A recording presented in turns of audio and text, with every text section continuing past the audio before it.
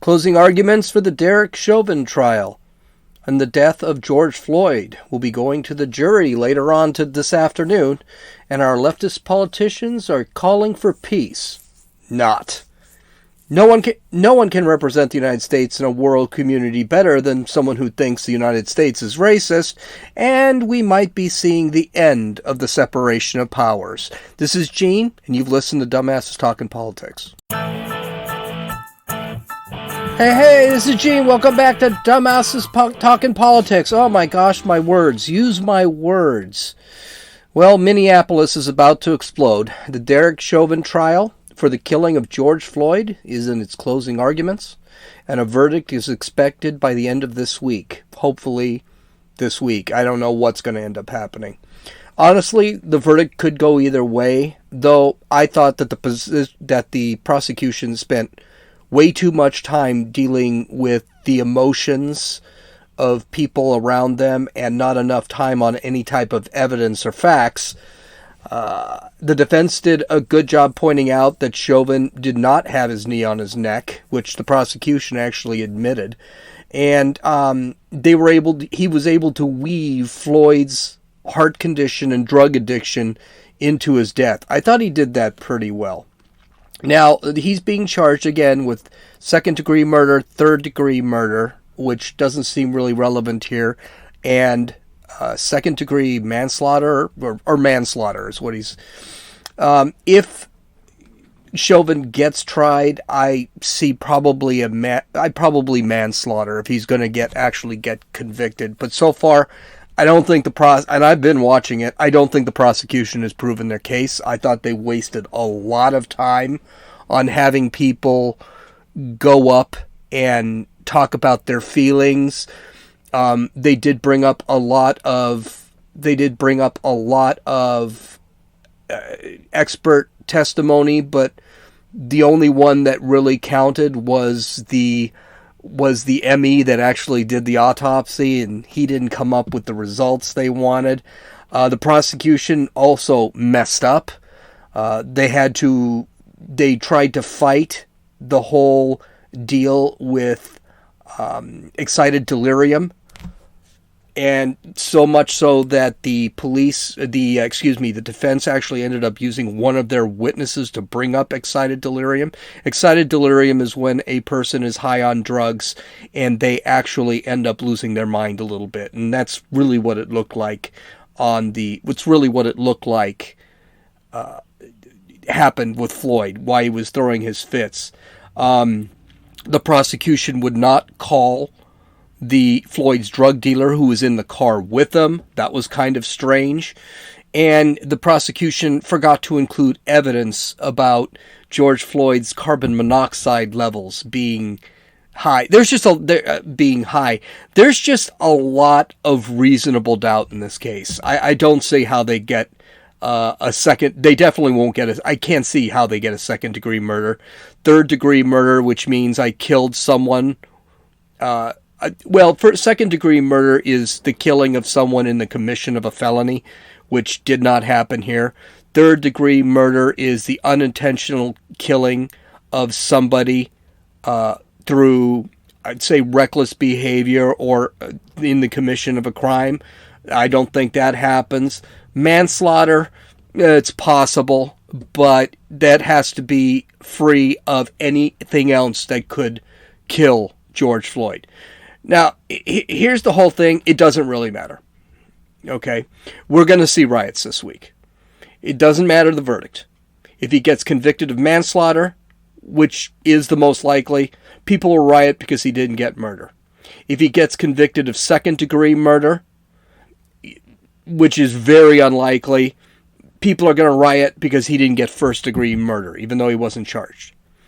But it's really good to see that politicians like Maxine Waters of California fly to Minneapolis to really try and calm things down. Reform.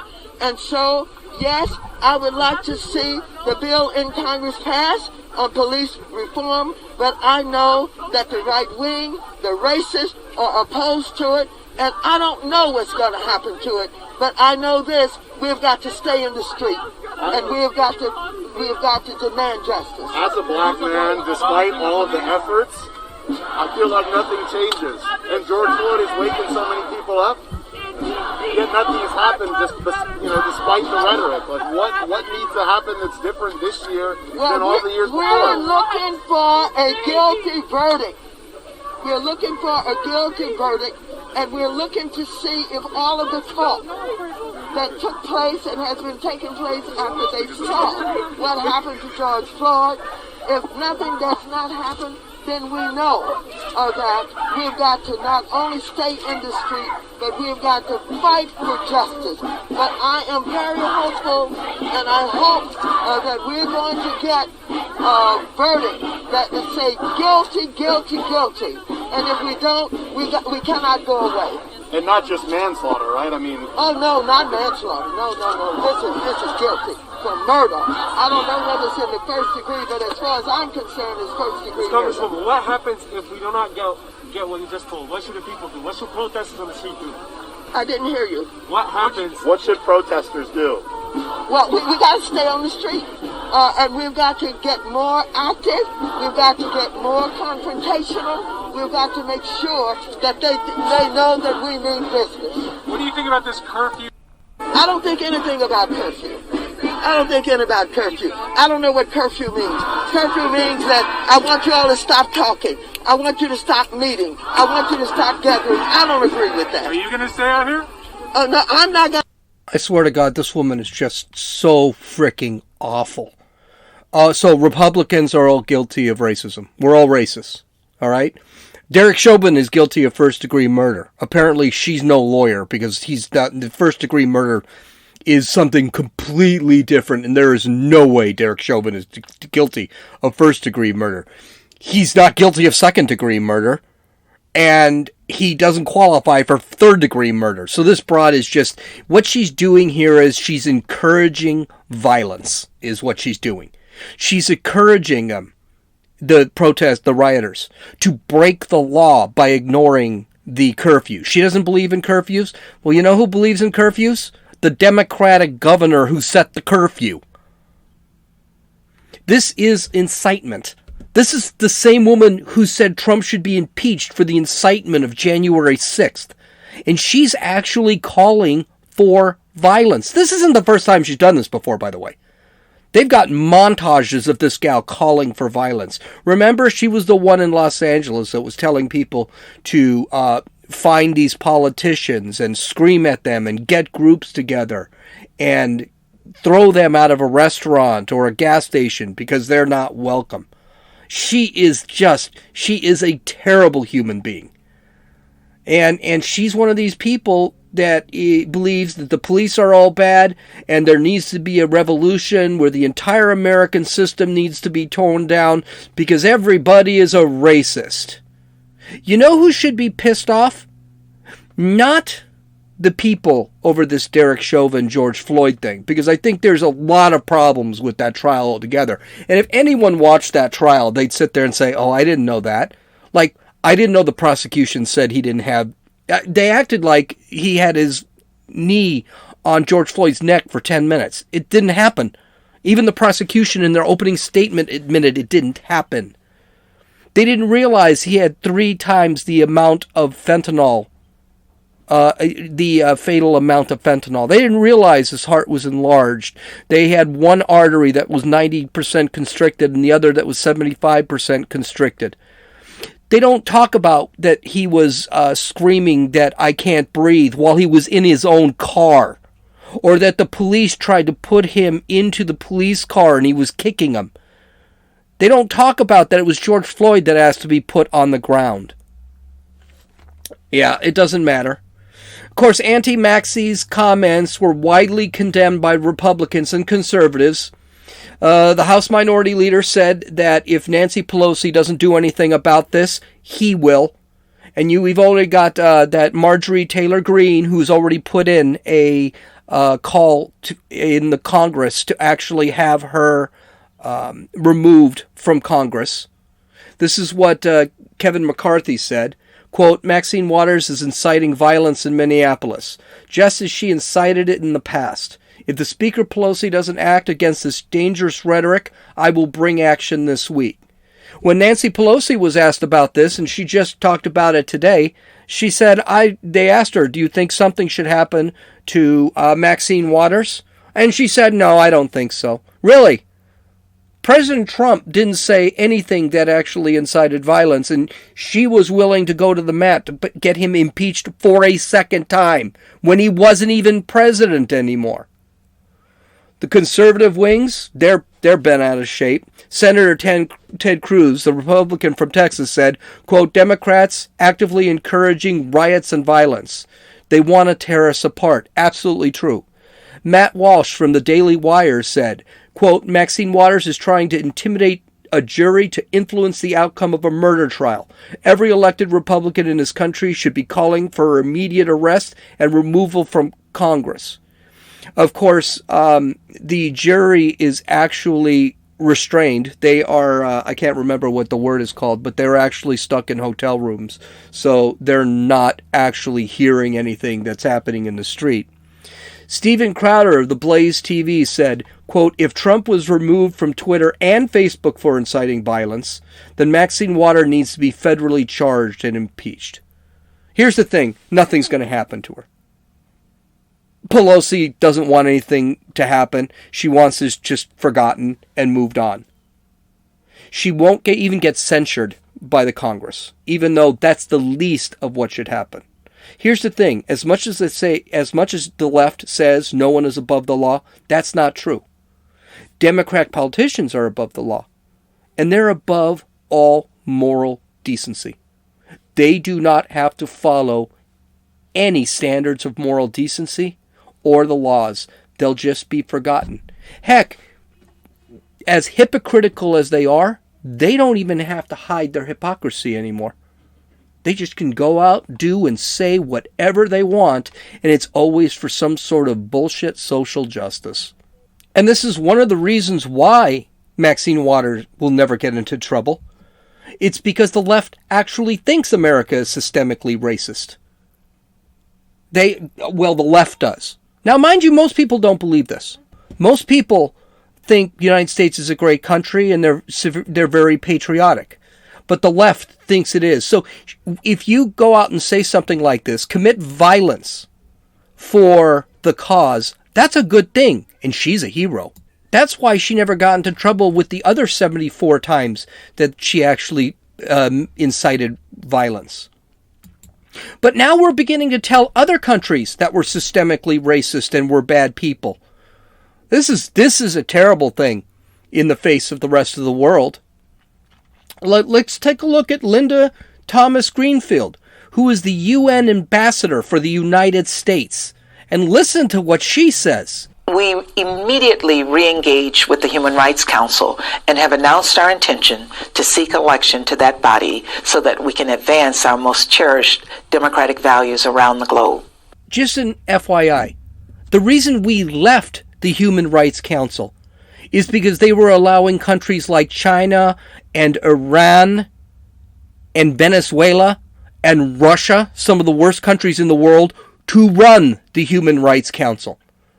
And the Trump administration said, listen, why are we going to join a council that's just absolutely a terrible group of people and let them determine the morality of the world and the morality of human rights? Chinese human rights?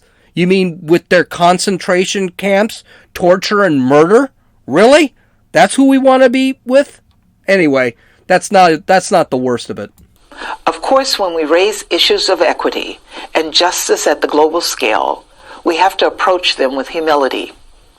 We have to acknowledge that we are an imperfect union and have been since the beginning.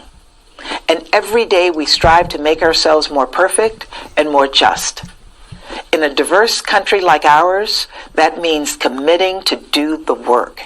It means learning and understanding more about each other. It means engaging trailblazing groups like yours to teach, to grow, to include, to improve. It means not forgetting our past or ignoring our present, but keeping both firmly in mind as we push for a better future. In one foul swoop, she just made us no better than any other country in the world.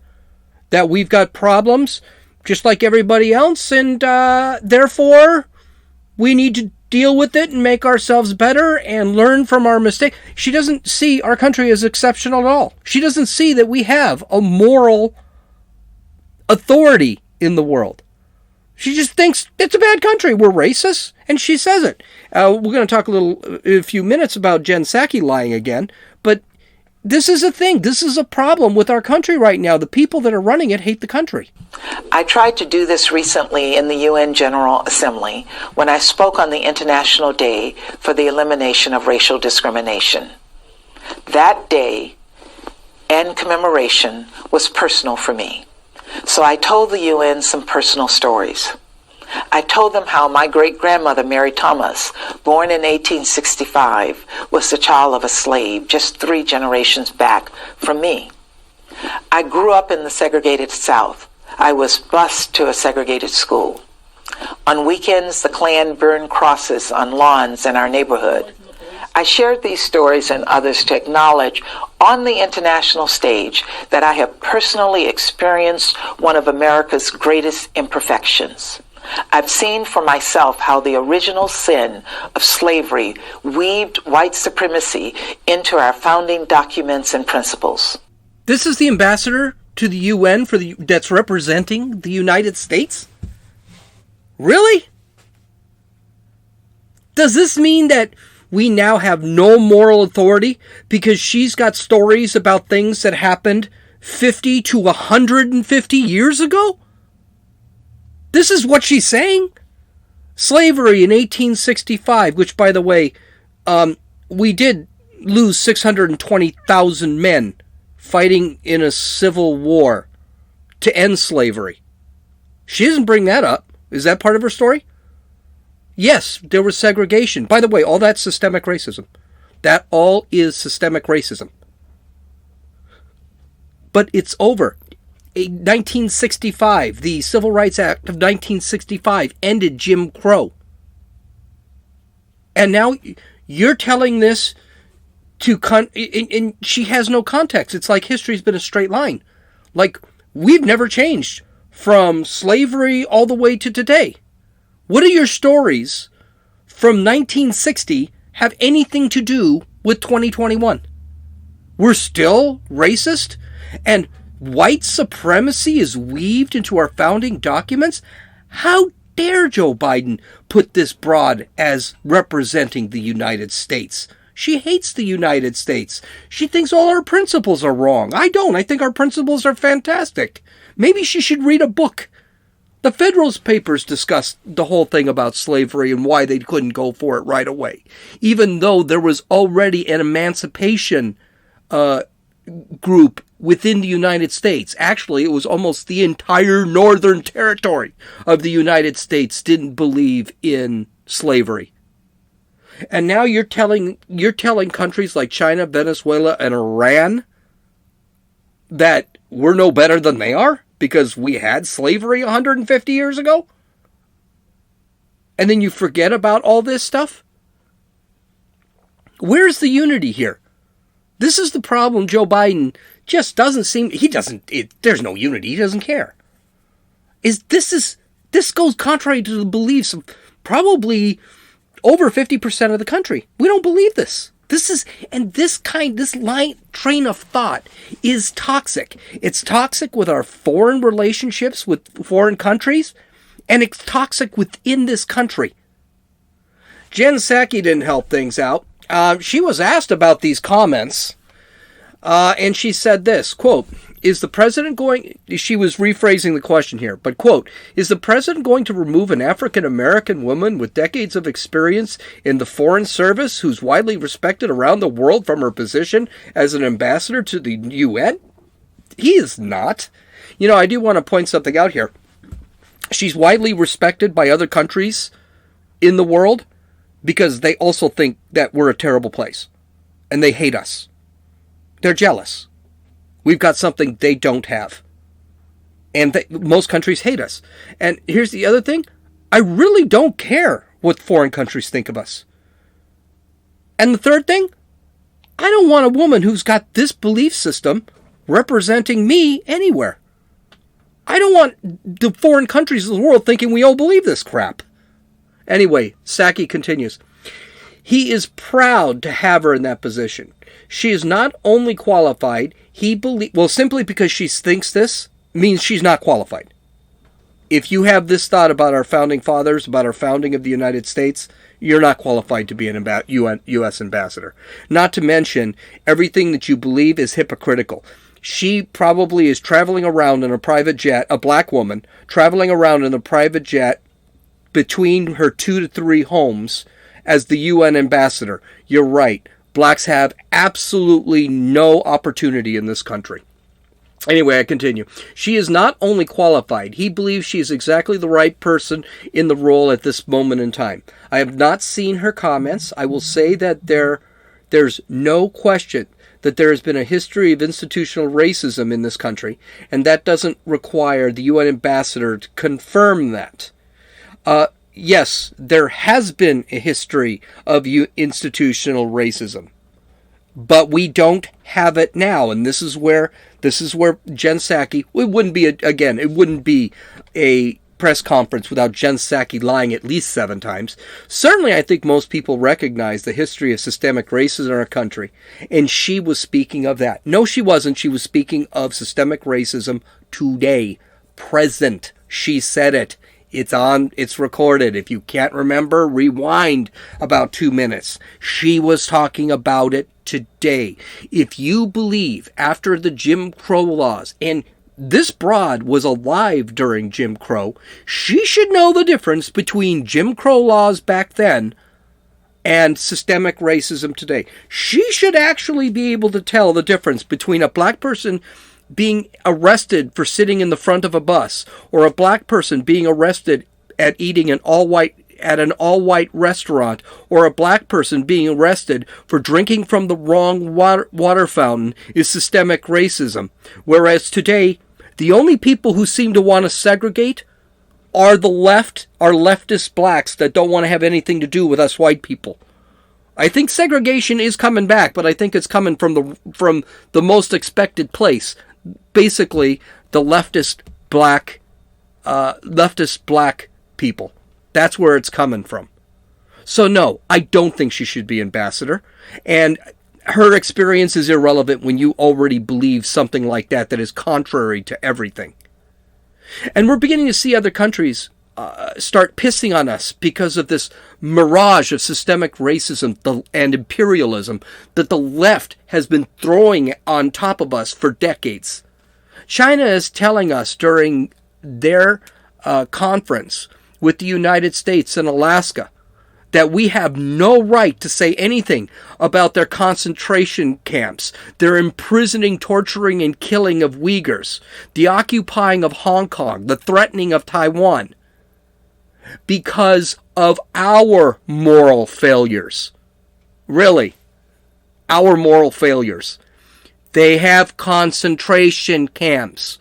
Uyghur women are being gang raped and tortured and forced sterilization and forced abortions.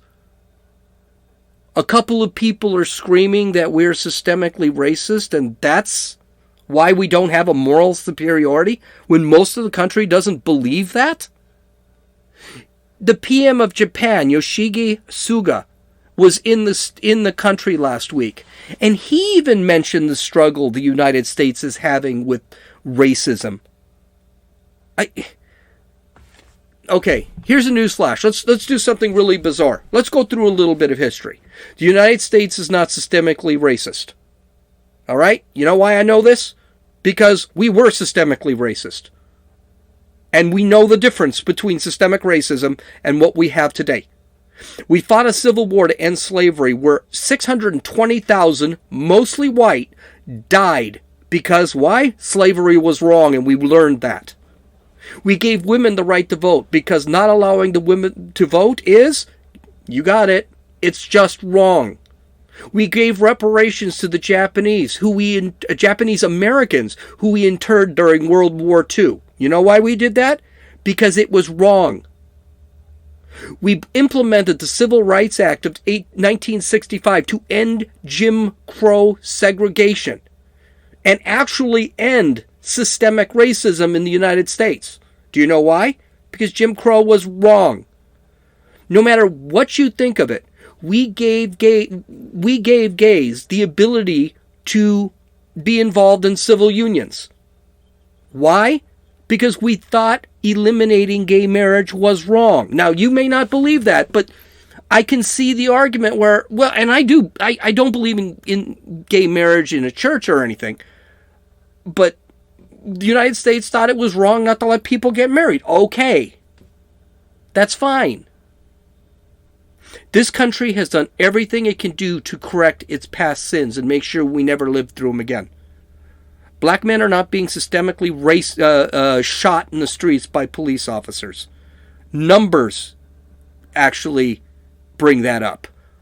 234 blacks were killed in 2019. Right now, less than 100 have been killed through this year by police. It's just not happening to the amounts that the left keeps telling us it's happening. And this is one of the reasons why the left wants to destroy our history, eliminate our history, because we have been successful. The left needs us not to be successful so that they can destroy our systems. If we have a history that says, well, we did have slavery, but we got rid of it. We did have Jim Crow, but we got rid of it. We didn't inter Japanese Americans, but we got rid of it. We didn't allow women to vote, but we got rid of it. Gays couldn't have civil unions. We got rid of that. We now allow them to have that. If we show this country as the empathetic country that it is, then there'll be no reason to overturn our systems. So what do? Destroy the history. Tear down those damn statues. Change history. Everyone's a victim. Except white people. Specifically white men. Everyone's a victim. And then we can change the system. And that's the goal of the left. The big problem here is the left used to be on the fringes.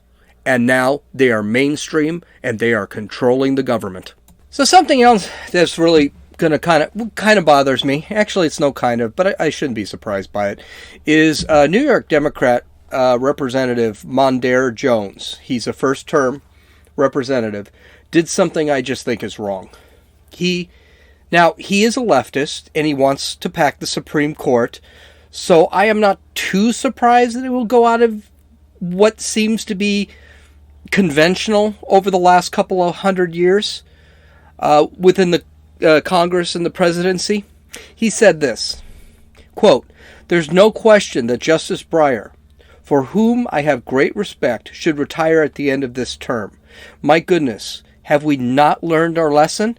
Now, what he's basically saying is he's comparing this to Ruth Bader Ginsburg, who actually died in office and ended up being replaced by Amy Coney Barrett. There was a lot of talk that she should have retired under the Obama years. She didn't. She kept going. And she ended up dying at the end of Trump's term, and then Trump picked Amy Coney Barrett, splitting the Supreme Court theoretically 6-3. Reality is John Roberts is actually a liberal, so let's just say it's 5-4. Basically, Jones added that Breyer's retirement would allow Biden to appoint another jurist with the Democratic-led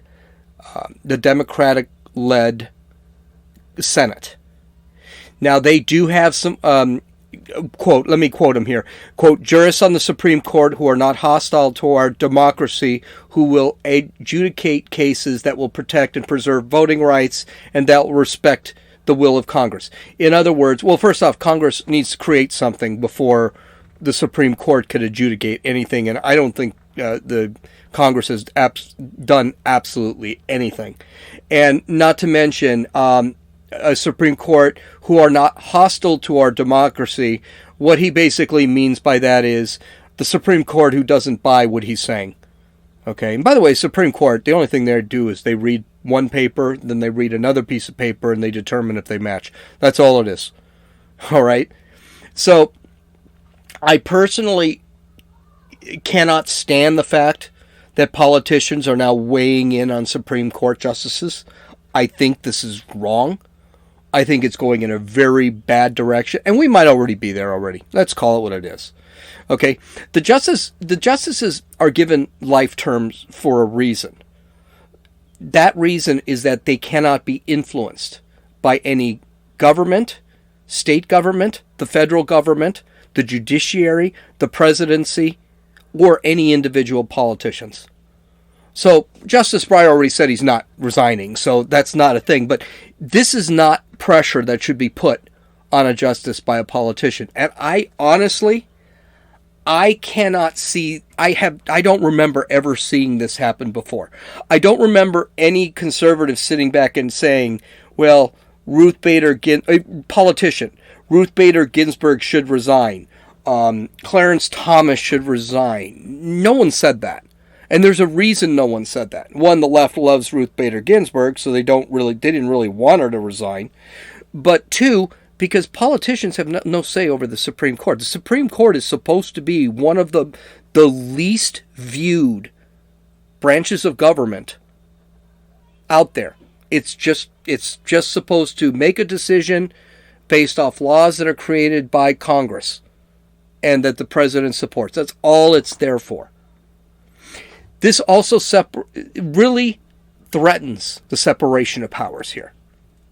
Because right now, the Democrats and the left, they see the Supreme Court as another branch of the judiciary or another branch of legislature, which it's not meant to be and never has meant to be. That's why they always just shut their mouths. They never say anything. They're just quiet as mice. They rarely give interviews. You don't see, I think you can count on one hand the number of interviews that justices have given to the press. They stay completely out of the weeds. They're there to make decisions. They're outside of that. They're not there to be seen or heard. But if we have politicians that are actually going to try to politicize the judiciary, and that's what they're trying to do. They're trying to politicize the judiciary. The Democrats and the left want the Supreme Court to be another branch, legislative branch, that's going to go with their ideas, whether they're constitutional or not. And let's remember that Voting Rights Act that the Congress just passed, that thing is unconstitutional in 50 ways to Sunday. It's unconstitutional. But if you get the right people in the Supreme Court, it doesn't matter if it's unconstitutional, they'll say it's constitutional. It's what happened with Roe versus Wade. Roe versus Wade is an unconstitutional, it was an activist ruling. It had nothing to do with abortion. It had to do with rights to privacy, which makes absolutely no sense. So you can see right off the bat, this Monteiro Jones is just trying to politicize the Supreme Court, and we will be in a very scary situation in this country if the Supreme Court becomes politicized, because that's not what it was meant to be. It was never meant to be that. Okay, you can visit my website at dumbassestalkingpolitics.com. You can download or listen to this podcast on Apple Podcasts, Podbean, Podcast Addict, Stitcher, YouTube, and Rumble. I hope you guys have a great day. I'm watching the last of the closing argument in the Chauvin trial. This is the rebuttal by the prosecutor.